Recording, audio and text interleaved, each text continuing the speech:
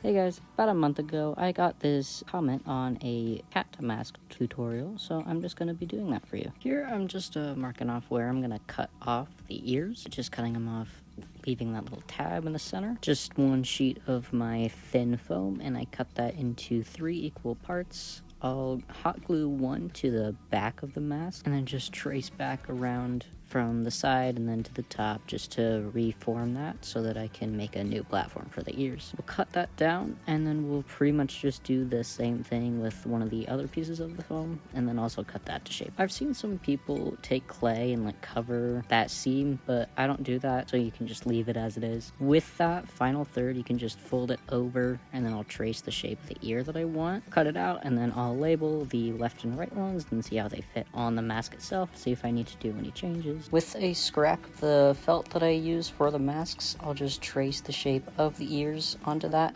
both the front and back of both the left and right ears, and label those as well. Cut those out and then make sure they fit with the ears themselves. And then what we're going to do is we're going to glue the foam into the ears. On the sides here, they'll be a little bit open and there might be some residual glue on it, so I'll squeeze that together to kind of create this seam that I'll cut off later, but leave the bottom tab open. That will be how it'll be glued onto the mask itself. We'll do the lining first. We'll just glue it to the back of the mask, just how it fits, trim it down, and fold all the sides in. Pretty much do the same thing with the felt for the front of the mask. I always like to start on the forehead, and then just fold everything in, glue the ears on, and then there's your base. You can choose if you want to add the strap now or later, but that's when I do it. Coloring, I just use alcohol markers like Sharpies so that the felt can still keep its soft texture. You can color it how you please, but since this is a calico, I colored it like so. Take your scrap of your longer faux fur,